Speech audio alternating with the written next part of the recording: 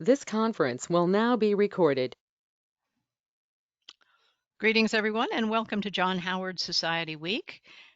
We have been toasting the federal framework to reduce recidivism, which we think is a really bright spot and could lead to a significant reduction in repeat crime. So we're very pleased with it.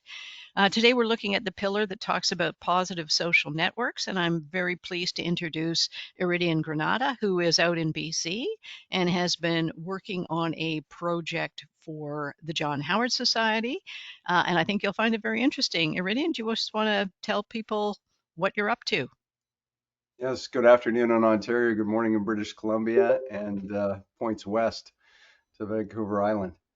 Just to give you a little bit of history of the project that we're in right now, I'm a person of lived experience, and after 30 years of incarceration, I was released into the community a year ago.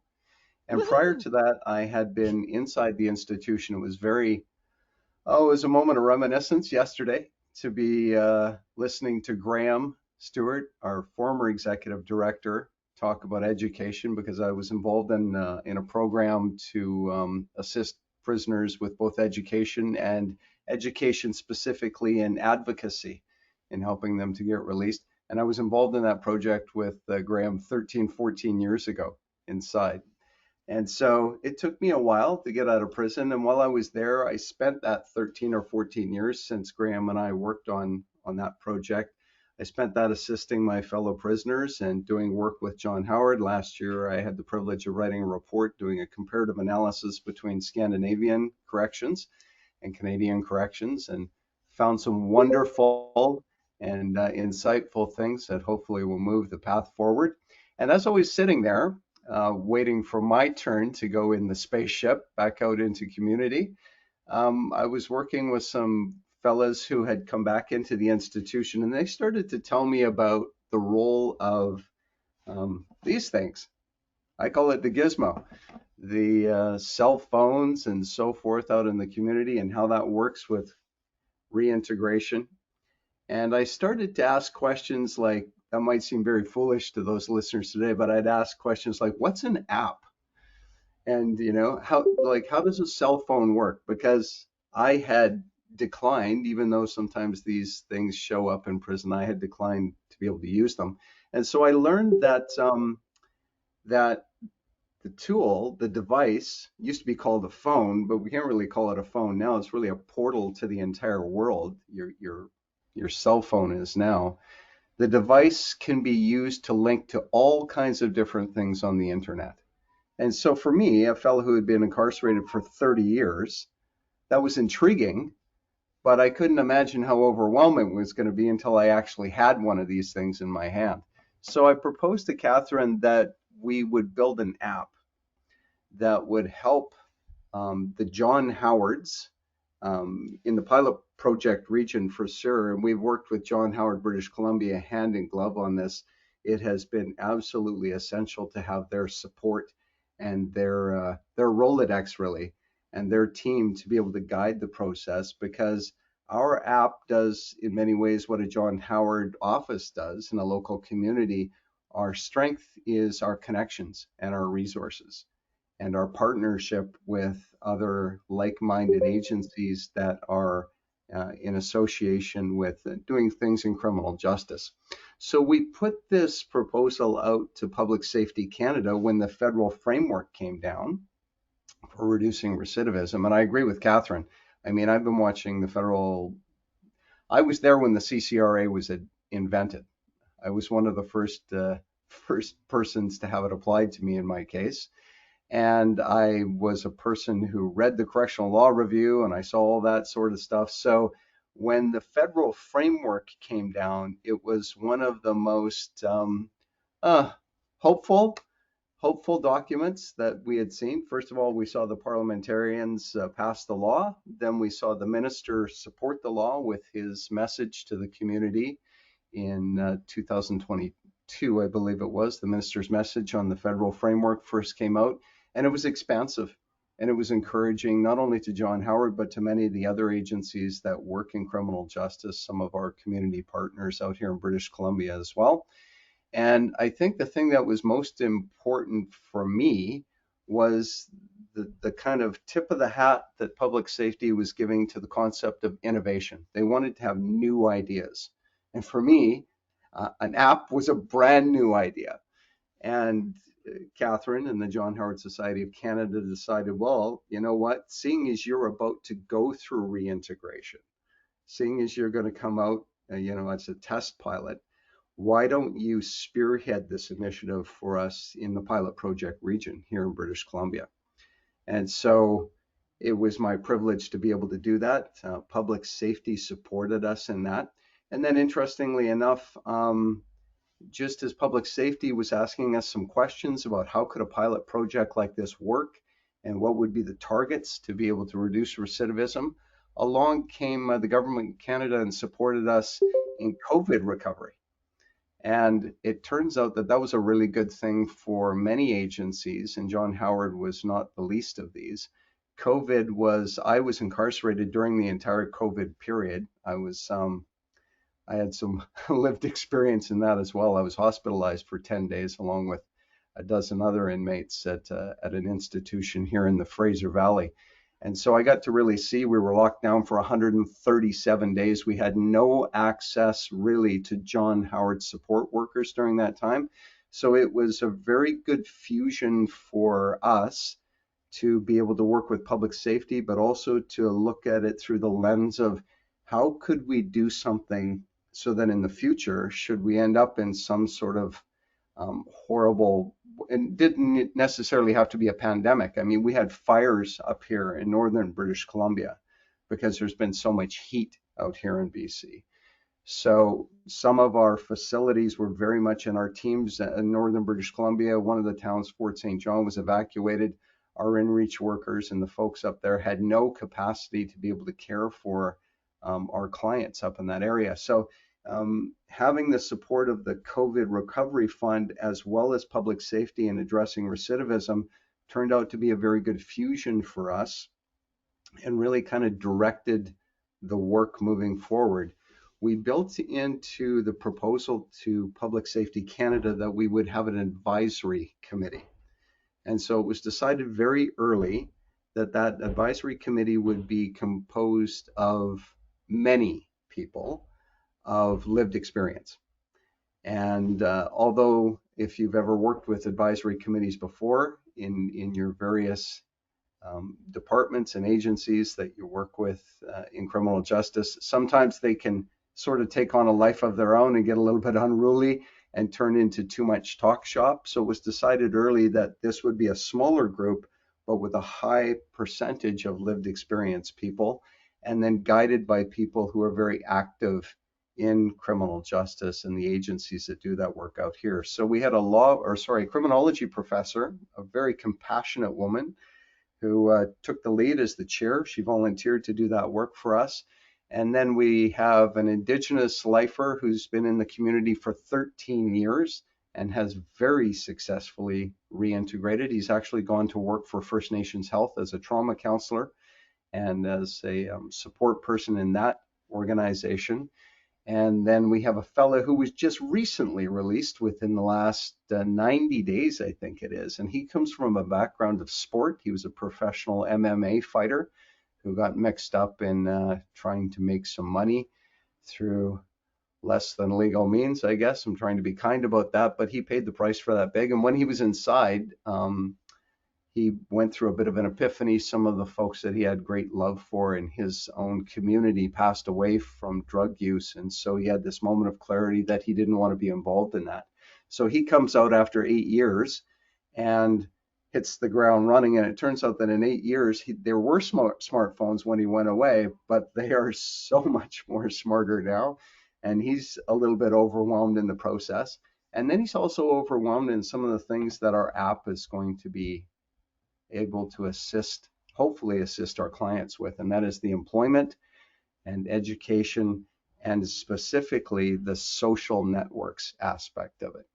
So I received a mandate at the beginning of this process from our leadership here at John Howard Canada that this should not be a yellow pages. This should not simply be a Rolodex. This has to really utilize technology's ability to connect with people. And you would think, well, that's easy enough. I mean, the person's going to have a contact list on their phone. Everybody's got a contact list on their phone, no matter if you're an Android or an Apple person. But we wanted to create a circumstance where, especially for those in my own situation who had come out of prison after a long time incarcerated, and even though I know how a Rolodex works or white pages or everything, the technology can be very kind of overwhelming. It really can. And so even something as simple as navigating a contacts list in my phone can be challenging. So we created the first section. We're going to show you a video coming up here right away of an Android version of the app, a beta Android version of the app. You're going to see that the front end of it is the very first part of it when you first open the app is all directed towards making contacts and community contacts with people. We've given a little bit of a list there that you're going to see people that we think will really support your reintegration, prisoners' reintegration, and really, we talk about reducing recidivism, but this is a very positive organization. John Howard prefers to look at it as increasing successful reintegration rather than just simply reducing crime, right? So there's your initial intro into what we've been working on out here. Video? Are you ready for the video, Iridian? Yeah, sure, absolutely. What we'll do is we'll show the friends what it is that we've been up to, and later on this morning we're certainly going to be open to take some questions on that, and we'll take it from there. Please, Ria. Yeah.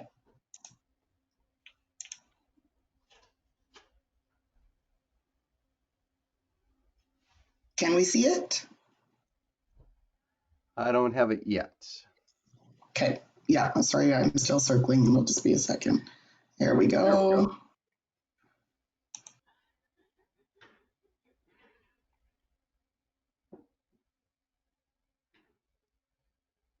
This is a demonstration of the John Howard Society of Canada Home app as demonstrated on an Android device. As you can see, the Home app icon is very nondescript. It doesn't tell anyone who's looking at your phone what it really is. And as you open it up, you are welcomed as a user of the Home app. And the very first page is help. That's home for help, because help is what anybody needs when they're first reintegrating or integrating into the society from a incarceration situation. And what we want our users to be doing primarily, more than anything else, is calling for support. So we encourage them to build an emergency contacts list. And there shouldn't be too much read into the concept that it's an emergency contact, because when you're first getting out of the incarceration situation, almost everything can be an emergency. So adding contacts, we've given contact types that are pretty generic and not exhaustive, from spiritual counselor, AA sponsor, an employer, your parole officer. We want the users to be using this section, filling in the name, the contact phone, and the email, and adding it to it, because then there will be a list there. Because what's going to happen is that they're going to open up this home page. The first thing that's going to happen when they hit call for support, it's going to go to number one most dialed number, the person that they are most in contact with. Now, if they phone that person, in this case myself, and that person doesn't answer the phone, and in this case it goes to voicemail, so it doesn't, I just hang up on him, and then the phone is going to return to its original position. I can push the arrow back. It's going to go to the next person on the list. In this case, the John Howard Society of Canada office in Blackburn Mews in Kingston, Ontario.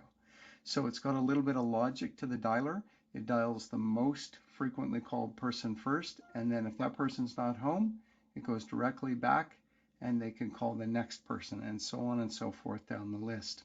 The other features of this app that are going to be important for the user are that the organize feature has events in it, such as in this case a food support program that's happening in Vancouver, and it's got a brief overview of it, and the user can go down and take a look at it and then register. And what it does is it puts it directly through to one of our community partners in this endeavor, and that is the folks that help to care for the hungry in Vancouver. And so there are many different types of events that can happen in the organized feature. There are 7-step meetings, Alcoholics Anonymous meetings, downtown East Side in Vancouver, drug and alcohol counseling, emergency shelters, and we are continuing to add to this all the time. The merge section has to do with employment opportunities.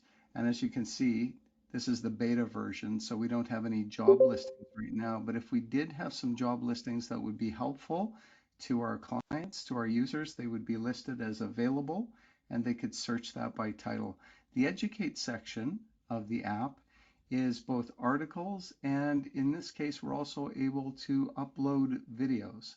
So in this specific beta version, I've got loaded how to use the map, the introduction to it, but there's also advice from ex-cons, Indigenous teachings, more introductions to the home app, and something that I like to call the plan. So in this case, the client can tap on the plan, and he's put into a video that he just has to expand. That's on our YouTube channel for John Howard Society, and then tap play.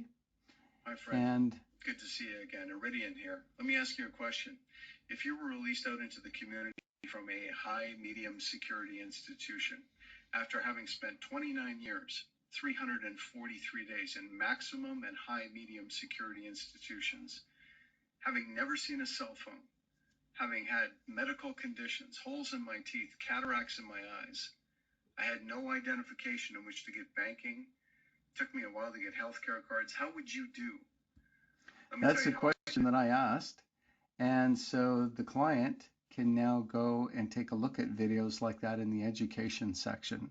So both the help section and the education section as bookends are going to be vitally important for our clients and users, because it will give them information to help them reintegrate, videos that they can relate to from ex-offenders, from Indigenous elders, from people of lived experience, and also from psychologists or other helping industries. And in the section for organizing, they can find things that are directly relevant to their reintegration process. And in merge, we're going to try and help them to find as many job opportunities as possible.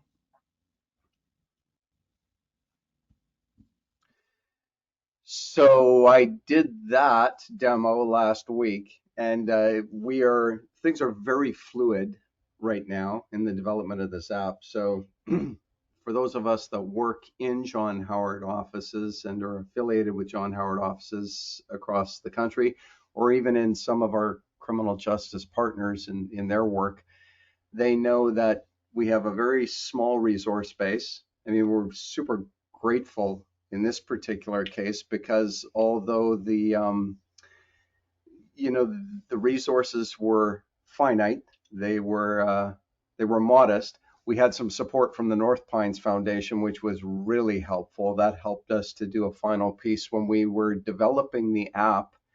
It was tough for us to find somebody that could work with us in our specific needs, because you might notice about that particular app, it's a little bit, I call it Montessori, meaning that there's not a lot of bells and whistles and flashing lights, and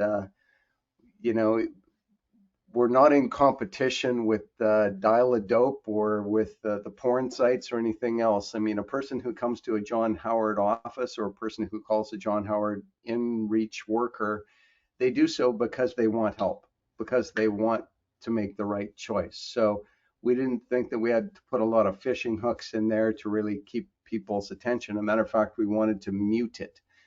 And the agency that we worked with was what's called a UX agency. And so they really focus a lot on user experience, and they kind of do some data research and some scientific testing with folks to see how they respond to the app. And this iteration that we have right now, as I said, it's very kind of muted. We were happy because the support of North Pines enabled us to get a firm that was able to do that. And so we're very thankful to them. And so now what we have is we have a product that we can build on. And by build on it, I mean the base is there. A good analogy is we have a really great library, and now we have to stock the shelves more. And that's happening more every day. So as we meet more people in the community, as I meet more people in the community, one of the things I do is I say to them, hey, let me show you something. Let me show you an app and let me ask you your idea. What do you think would go good in here? I think it was 2 days ago, I was downtown and I was working with a native elder down there who's going to do some of those videos for us in the education section. His name is Joe Fasella, and a little shout out to Joe. He's got a program in Vancouver called Warriors Against Violence, which is a 25-year program in the community here in Vancouver. And so there's a really strong peer support angle in that. And I said, oh, well, we definitely need to have some input from you talking to Indigenous people, especially those who are coming out of incarceration into the community, but even just be talking about the value of peer support amongst all people, right? Because that's really that's going to be the strongest element of this particular app is the social networking that you'll be able to do with this app.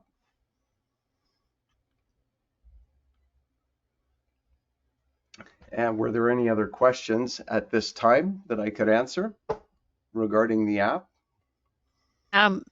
It's Catherine. I'll turn on my camera. Sure.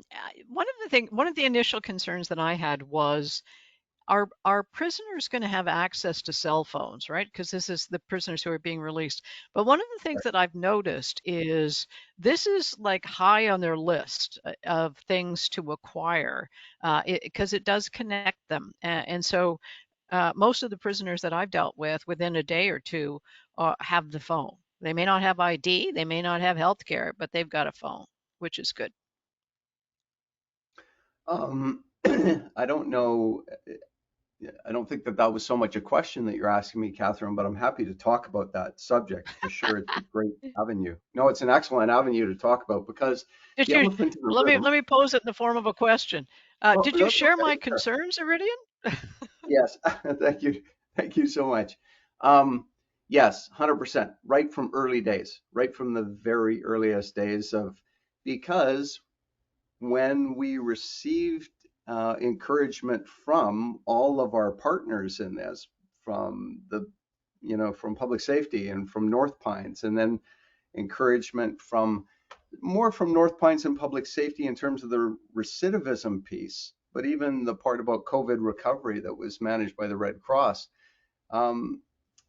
There's a problem. Here's the elephant in the room. There are offenders who are coming out whose very specific conditions for release prohibit them from having any internet access. Maybe their offense profile had something to do with trust issues related to finance or even sexual issues. And so they have a very strict component in their release regime that says no internet. I said, wow. And I happened to be in a CRF at that time where there were a number of prisoners who had that condition, maybe as high as 25% of the prisoners or parolees in that facility, right? So I started talking to the parole officers in the local community.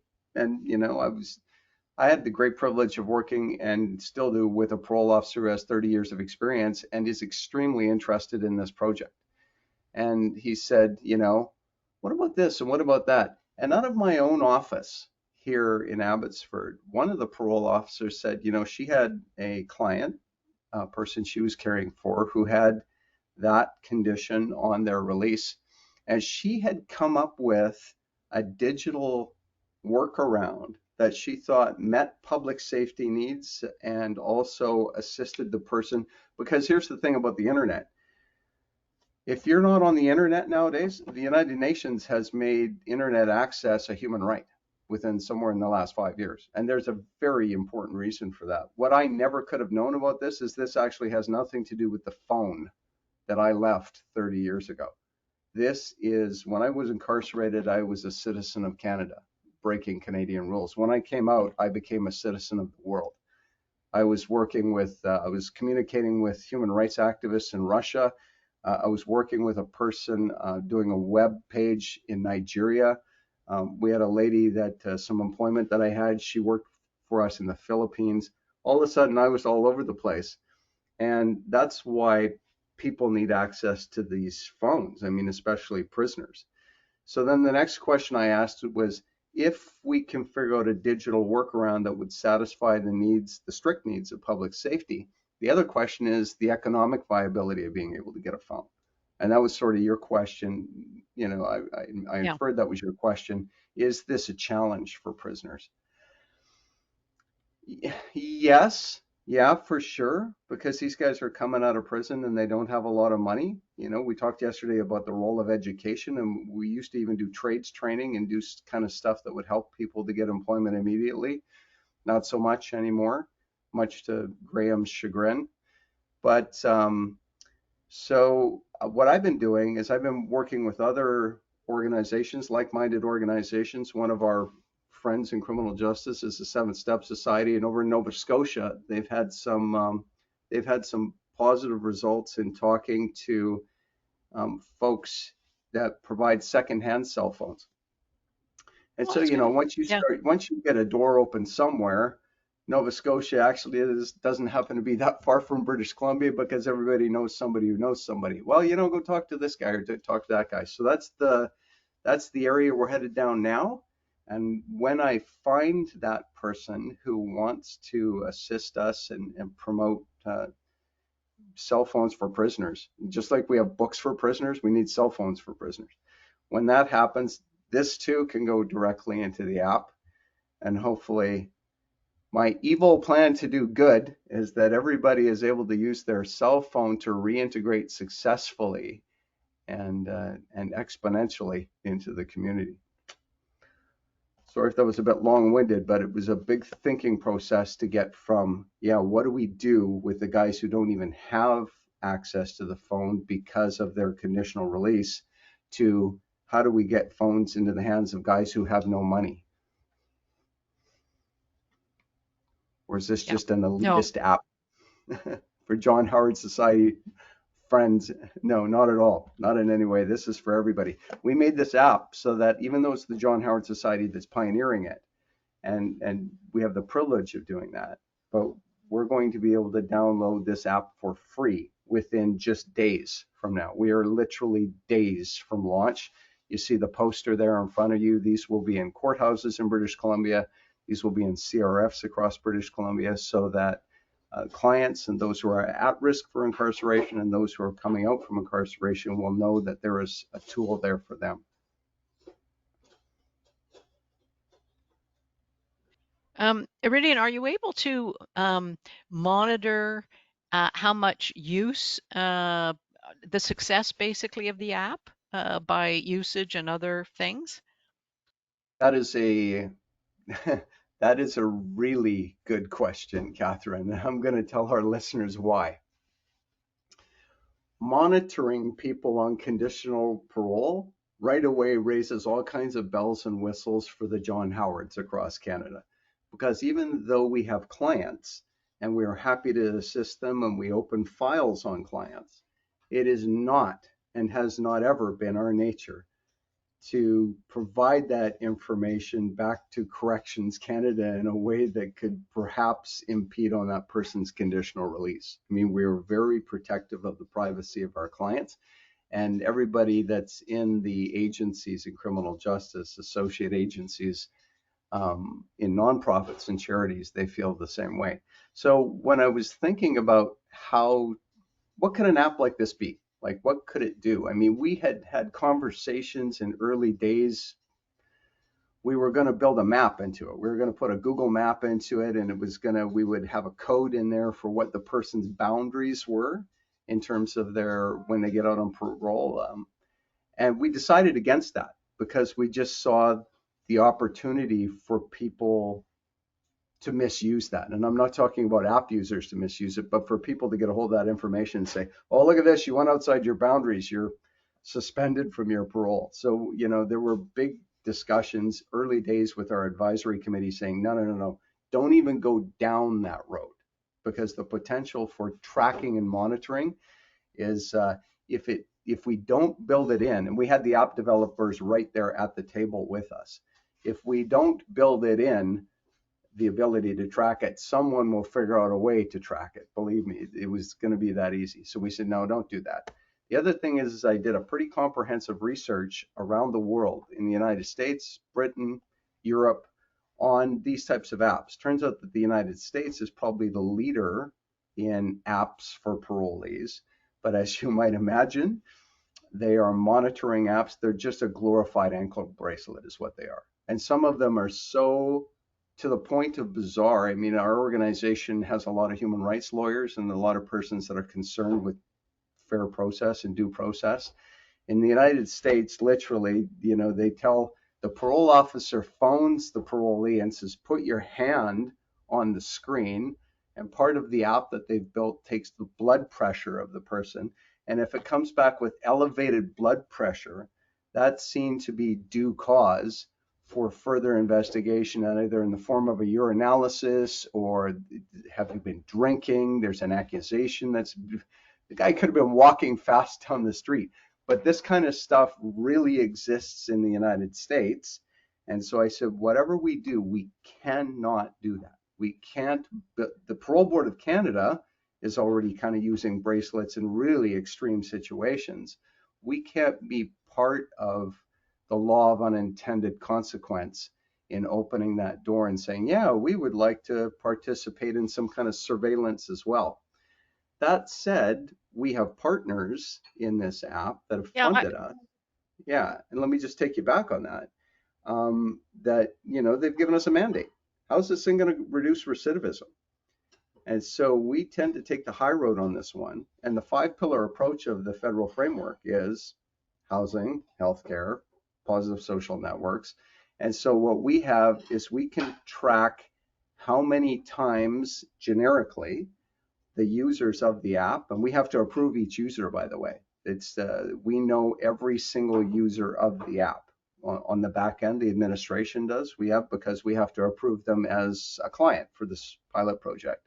We can track how many times they've been to an AA meeting, how many times they've made connection to one of the events on the app that is a positive event for social reintegration, right? But you can't track where they've been and who they talk to and these kind of things. The sort of police state things that are de rigueur just south of the border. But yeah, well, it wouldn't be my inclination to want to track that kind of thing anyway, as you know. But I would be interested in knowing things like where were they looking for more information? Do they need information? Are they seeking, more, material about X or Y? Or do you know what I mean? Maybe the provisions that we've got on something are never used, but maybe they're actually interested in joining,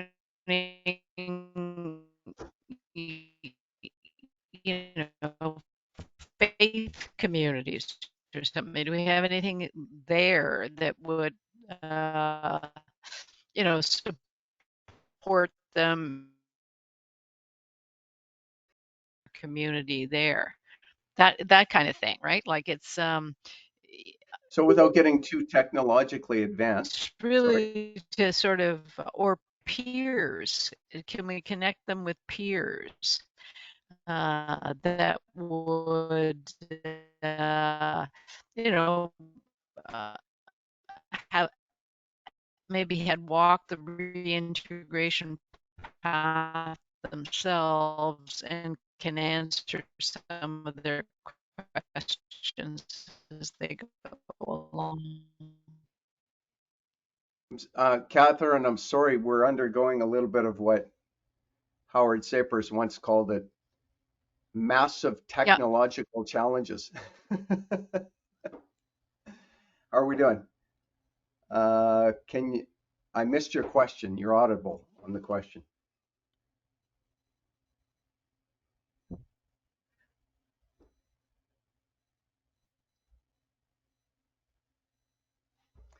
Rhea, are you still there? Okay, something's weird here. I'm not hearing Iridian's answer. Catherine, could you just Yeah. repeat the question? Is it just me, or is there is Iridian frozen? Or maybe it's me that's frozen. It's just you, Catherine. What I was asking for was whether, is it just me? You can hear me, Yeah, it's a Janice. That's little glitchy something. on your end, but I think I got Okay. the gist of your You're question. What I breaking was up. asking about is, can it be a? I'm breaking up. Yes, Oh, um, and it was a long question too. that's okay. I think I Can got we the gist of evaluate it. it from the perspective of whether it helped the user?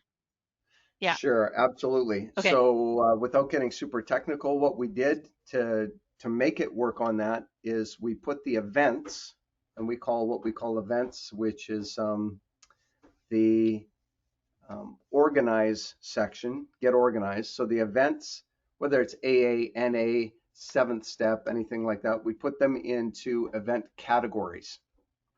Mm-hmm. And so as the user taps into those categories, and it could be a faith-based category, it could be a peer support category, it could be an employment category, we're going to be able to track those numbers To see and what they're see, interested in. Yeah. yeah, how they're Yeah. Yeah. doing. So we kept it as generic as possible because we didn't want to have a kind of we didn't want to have a micro analysis of each individual client, but we did want to see the app users as a whole, what direction that they were headed in. So we have that capacity on what's called the back end, the web portal for the administrator. Okay. That's good. No, your questions happen to be, you were never at any of the advisory committee meetings, but your questions were exactly the questions that were raised in early days of deciding the direction that this first iteration of the app would go in. And I was so thankful to have all the help of the different people that came in on the advisory committee and really assisted us. Some of them had a lot of experience in reintegration and some of them were relatively new, but they all raised great questions. Great. That's good. That's good. So maybe I could talk a little bit about the importance, if I might, of positive social networks. The little video, and I'll segue into this section talking about those videos because it's not always easy to make positive social connections for sure. And I thought, okay, we've got a component inside the app which it's not my favorite piece. It really isn't. It's an AI. And so, the jury is out on AIs and chatbots right now. You can pose a question. Our AI has the capacity to learn from the articles that we put into the educate section so that it can give sort of feedback from the newest kind of thinking on drug addiction or family violence or whatever. But nothing replaces this, what we're doing right now, this face-to-face or person-to-person. And yet resources are stretched across the nation at John Howard's and at all the other agencies that work in this sector. So I thought, what's the fastest and easiest way to communicate to a guy who's coming out of prison that he's not alone? And that, he's got support out here.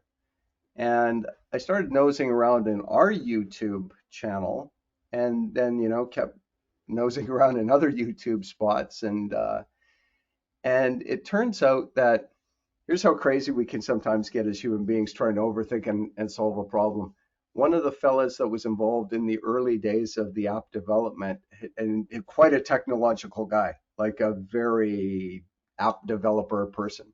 And so he said, well, I want to develop the AI in such a way that when a person who's asking the question is an indigenous person or a transgendered person or a black person, that it will answer in the voice, and the AI will answer in the voice.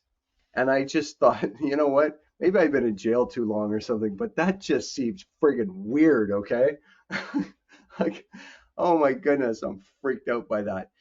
But his intention was good because what he was really asking is how can we use this app to reach as many people and as diverse a population as possible? We talked in early days this week about Black and Indigenous overrepresentation in our system. Then there's the whole sensitivity with gender identity going on right now. And, you know, as John Howard, I mean, I didn't give a land acknowledgement this morning, and it was probably very incumbent upon me to do so, except I wouldn't have known where to stop. Because right now, here I am personally on the lands of the Stolo Nation and the Matsqui First Nation, but I'm speaking with folks who are in Ontario and Nova Scotia and all across the country. So this entire country, this entire meeting that we're having right now is really one great big land acknowledgement to people who came before us for thousands of years and set a pattern for us, right? So how does this app help those folks? And the answer is crazy. The answer is these little videos. You know, what do we call them? Shorts, they call them, right? I was downtown with a native elder the other day, again, Mr. Fasella, and another native elder here in Abbotsford, and who works on the ground. He's got 80 offenders that are out on parole, and his phone rings till 8 o'clock at night. He's 72 years old. What a guy. But I said, you know what? I would say the same thing to Graham Stewart. The reason we're filming you, Graham, is because we need to get you out to as many people as possible, and we can't get you on an airplane. Same thing with our native elder. These little vignettes are going to turn out to be very good. With Indigenous teachings, we're going to be able to talk specifically to the Black offenders and folks from a very diverse area. That education section is going to be really important. But why I showed you today that I had made the plan, right?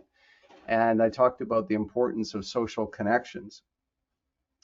I was speaking from experience. And, you know, there's an agency, there's an organization that's a partner. Partners might be too strong a word, but certainly they're colleagues and they're on the similar journey to us, and that is the Seventh Step organization. It's an interesting organization because as a national presence, it's very strong in peer support. And it turns out the peer support for me was really, really important. I mean, I was coming from a setting that for 30 years I was incarcerated and I had an identity.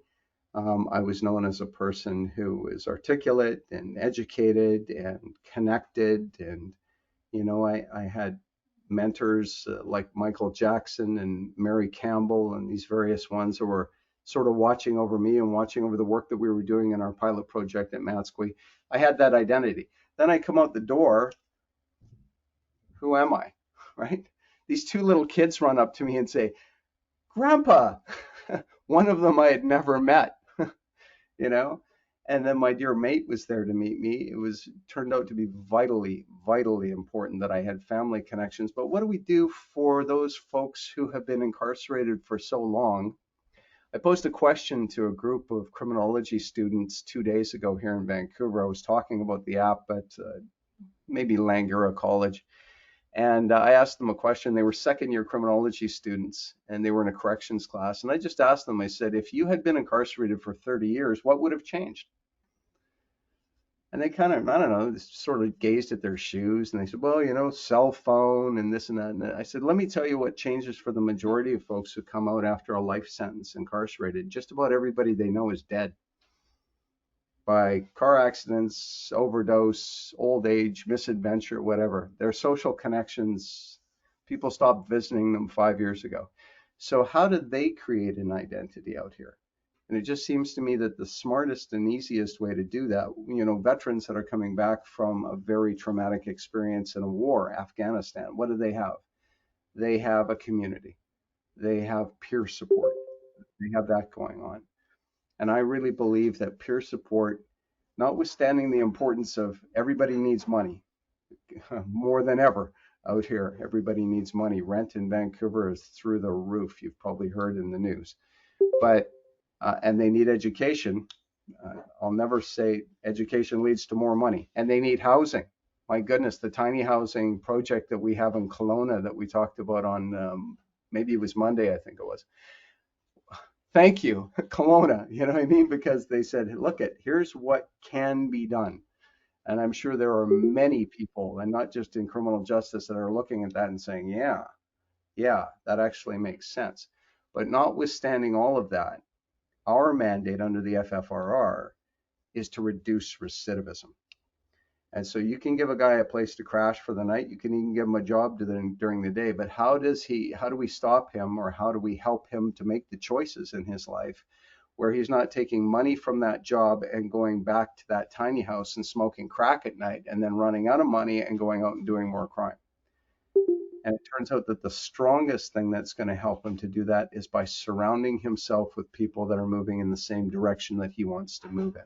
Whether that's a faith community or John Howard Society or Seventh Step, and there are a number of organizations that are really highly invested in helping people come out of incarceration and into the community. Most of them through provincial. Did we not talk about that on Monday? I think with the folks in Kelowna, they said that there was really a strong role for provincial participation in reducing recidivism. Absolutely. Yeah. The strategy is supposed to be a national strategy, and part of the mandate or the early requirements, statutory and otherwise, is to build partnerships and to work in collaboration with the provinces, because they do have a very strong role. And many John Howards across the country get lots of excellent funding for programs that reduce recidivism from the provincial governments, education, health, you name it. Yeah. Yeah.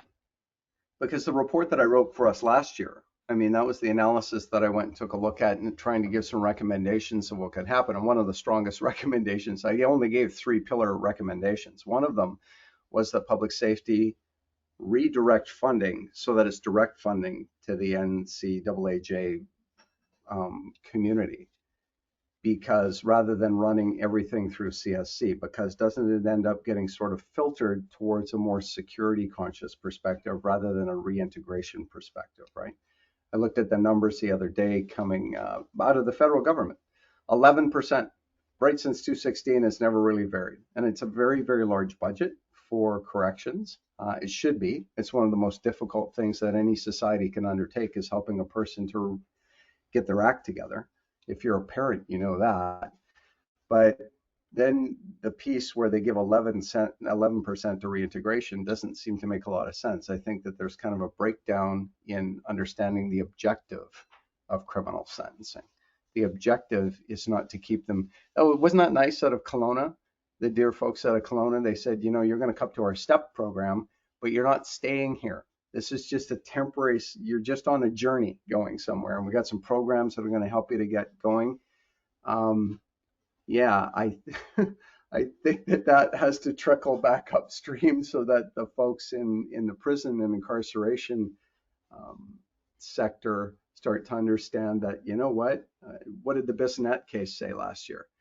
Nearly everyone gets out of prison and everyone gets a chance to get out of prison. That was what the Supreme Court said. There has to be a kind of a trickle upstream to those folks who seem to be more invested in keeping people in tiny homes. Those are tiny homes in Kelowna, but they're really, really tiny homes in the penitentiary. So anyways, I digress. Let me tell you a little bit about why I think I'm qualified to lead this project, even though I never knew what an app was a year ago. Even though I'm only relatively new to the reintegration process myself. I'm only a year out of prison. I'll give you my experience because I think it's a template for what can happen, and that we might be able to use, all the John Howards might be able to use this app, because we're doing a pilot here in British Columbia right now, but the intention is to make this available to all the John Howards, and not as a way to replace John Howard workers, but a way to empower John Howard outreach and inreach workers so that they have more resources. How many times does the phone ring at John Howard Kingston where it's just ringing off the hook, and we don't have enough folks to really do what needs to be done? Can we maybe augment that work that we do in John Howard digitally? So really, that's the whole idea of this app. This isn't an AI replacement for John Howard inreach workers or outreach workers. But I'll go back to what happened in my particular case, and maybe there's some lessons, some takeaways in a bigger scheme. I came out of incarceration in a medium security facility after 30 years, And in my particular instance, it wasn't because of behavioral issues or even specifically real, what I would call real risk to the community, because I knew that I was going to be okay in the community. And I had a lot of people who were invested in me. I had an employer, I had a family, I had mentors, I had a faith community that I'm pretty active in. I'm an Indigenous offender as well, so I had that spiritual component, that cultural component around me. I had a Native elder that was coming in and meeting with me regularly and helping me to get out to on passes to a halfway house. So I had all that structure in place. I also had a parole officer who helped me to get identification. Now, I asked her, and she provided me with the paperwork, and I had to do the paperwork, but then she followed up with the paperwork and sent it to the agencies that needed to get things in line for me to get out. That was really helpful. And it took me asking, and it took a parole officer doing her job, but that's all it took. We didn't have to move mountains. The whole infrastructure is there to make that happen. I came out the door, and I had my pen card, but I also had a piece of paper that was going to enable me to get in line and wait for a healthcare card. And that happened pretty quickly. I was handed a senior parole officer who sort of cherry picked me, actually, because he used to be my CX2. So if you're not familiar with that jargon, he was my first level intervention worker inside the institution 30 years ago. So he had seen the transition in my life. And so, there's a tip of the hat to CSC retaining employment retention for senior parole officers. He said, "Oh yeah, I'll take that guy," because even though I can sometimes be a little bit problematic in terms of requiring people to follow regulation, I myself follow regulation. So I would think that would make it easier for a parole officer. He met with me. He met with my family. He came to the halfway house. And he was very invested right from the beginning in telling me what the strategy was. He said, "Listen, here's what it is. You are a life sentence prisoner, which means that you will be on parole for the rest of your days." I didn't want to tell him that I'm going to try and do something about that too. But with my friends at John Howard, if there's a record suspension for guys who did 20-year sentences, why not for lifers? I'm sure that our friend Senator Pate would agree with that one. But so he said, "You're going into the community. I want to see you build a pattern of being able to take care of yourself without us." And he sat down with my family. He sat down with members of my faith community and talked to me. And and he was fully transparent. He wasn't like, "Well, I can't talk to those guys, privacy issues." No, he was like, "Everybody needs to know what time it is." He said, "I'm the quarterback. You guys are running the plays. I'm going to tell you exactly what it is that you need to do, and I expect you to do that. But when you do that, I'm going to show you you're moving forward." And wow, wasn't that wonderful? That was really wonderful. I was incarcerated for 29 years, 343 days. So I don't like to exaggerate and say that it was 30 years. But he got me, and I have over 50 convictions, 15 of them bank robbery, one of them murder, 4 escapes from a closed custody setting, incarcerated for 30 years. He got me to full parole in 363 days. It's amazing. And yeah, and so you know what? We called him over to our house. I gave him a hug and I high-fived him, and I said, "You know what? This was in every single way, this was a team effort." It was led by parole. It was led by the parole supervisor. It was incorporated my family, my faith community. And so having had that experience, I'm like, okay, how can I now translate that digitally? And the best thing that I could think is just encourage the app users to build their team. Just build your team, and if you're players, you may not get a senior parole officer. You won't get a senior parole officer like I did. You're probably going to get somebody who is, sort of just out of staff college. That doesn't matter.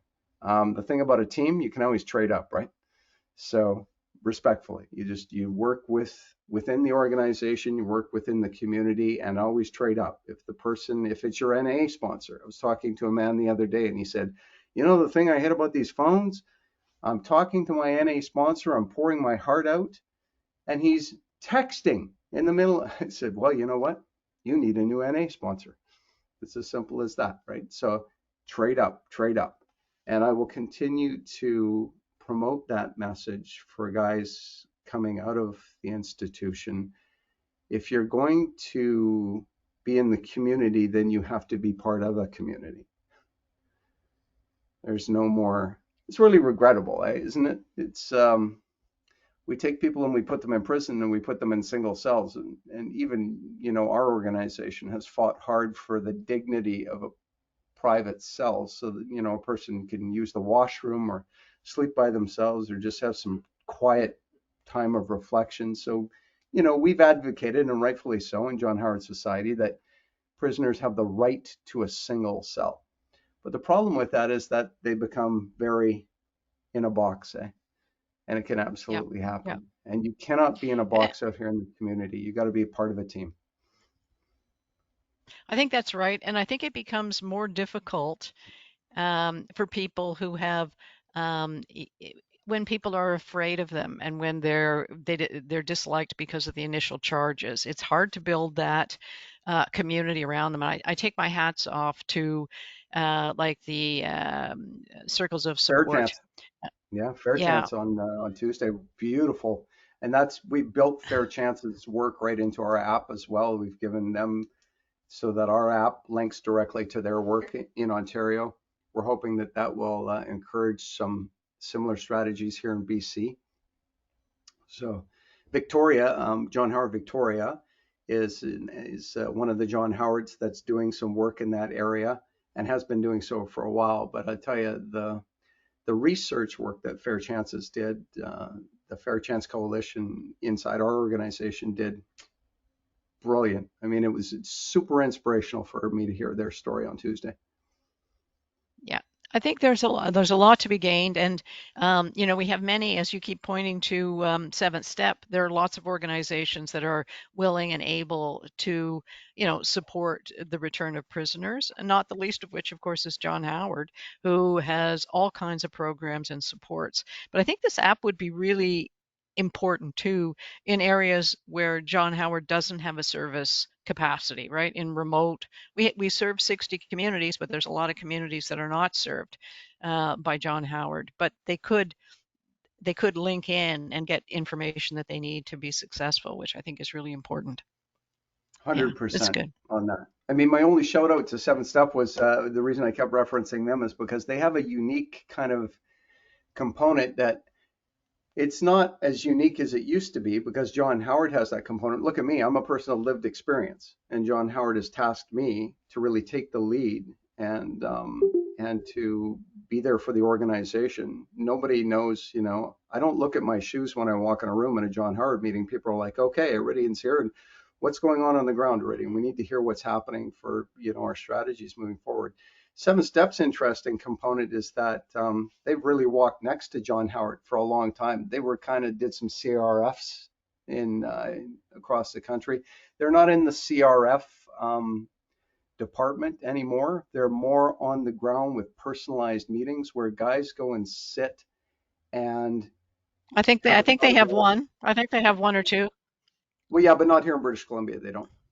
So not in our pilot project region. Yep. So that's not their interest. Their interest is peer support, which makes them a pretty natural, yes, absolutely, a pretty natural partner for our work at John Howard, because, yeah, they have meetings that are on the ground where guys can sit and hold each other accountable, and that's a pretty interesting feature of coming into the community too. Tell you a little story, interesting. One of the members that was at one of these meetings, because it didn't turn out to be a really great place to go and mine information for how could I make this app better, right? And just listening to the stories of guys coming out in reintegration. We were listening to a fellow who's been in the community now for 5 years, an Asian man, life sentenced. And he shared with the group what some of his challenges were, and they were that he couldn't relate to people. Yeah. He said, you know, I'm listening to people. He's actually going to university right now to achieve, I think it's this year, he gets his degree as an accountant. and I think he's going to work for their organization or something. But he said, I'm listening to people talk about their problems and how stressed out they are about their dog did this or their kid did that. And I'm thinking, nobody has a knife stuck in their head. The cell block is not on fire. I'm not going to get killed. Like, how is this a problem? And so Yeah. and it's unfortunate because what it does is it sort of reduces his ability to have that connection, that empathy that's really important for community building, right? So Yeah, then I he think was sitting there. Yeah, go ahead, please. I was just going to say, I think peer support plays a very important role because it's difficult for people who haven't walked that path to really fully understand it. And there's an immediate trust amongst people who've been down that road and are helping others down the road. But I think the app holds great potential, and I think all of us will be very interested in seeing how it